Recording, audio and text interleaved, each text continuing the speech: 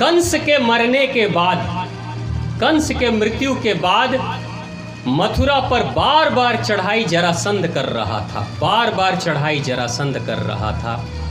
और भगवान श्री कृष्ण हर बार मथुरा को बचाने की कोशिश कर रहे थे, लेकिन जरासंध की सेना इतनी बड़ी थी कि धीरे धीरे करके मथुरा वासियों को जरासंध की सेना मार रही थी।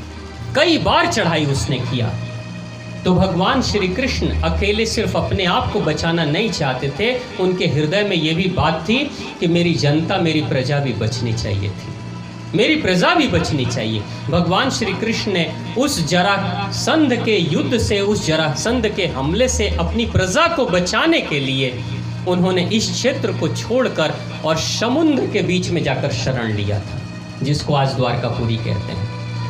अपनी प्रजा को लेकर चले गए थे और द्वारकापुरी में समुद्र के अंदर जाकर अपना राजधानी बनाया था और वहां पे सभी को ले जाकर बसा दिया था।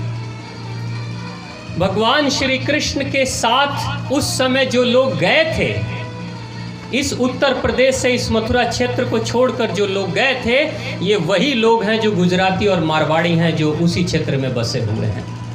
सारा का सारा क्रीम, सारे के सारे टैलेंट और अच्छे अच्छे लोगों को भगवान श्री कृष्ण लेकर एक साथ में चले गए थे उनकी रक्षा के लिए।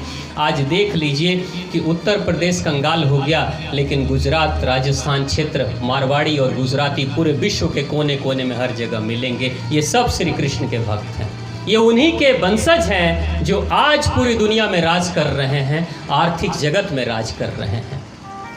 भगवान श्री कृष्ण के जन्माष्टमी के दिन ये बात भी हम सबके लिए अनुकरणीय है कि जिस राज्य में, जिस क्षेत्र में अपराध की संख्या बढ़ती है, वहाँ तरक्की नहीं हो पाती। धीरे धीरे वहाँ की तरक्की खत्म हो जाती है। जैसे जैसे जरासंध का हमला हुआ, जैसे जैसे अपराध बढ़ा इस क्षेत्र में, वैसे वैसे अच्छे लोग इस क्षेत्र को छोड़कर चले गए थे। जहाँ शांति थी वहाँ अच्छे लोग जाकर बस गए और आज उस क्षेत्र की सबसे ज़्यादा तरक्की, आज भारत के सबसे अमीर राज्यों में गुजरात का नाम आता है।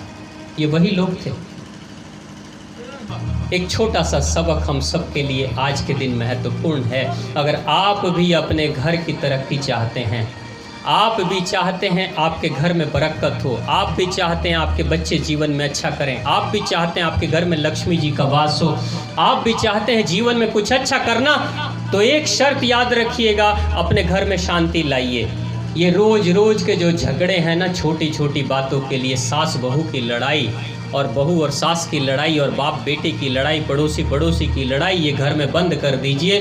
जिस घर में कलह होता है वहाँ भूत पिचासों का डेरा होता है, वहाँ से माँ लक्ष्मी छोड़कर चली जाती है।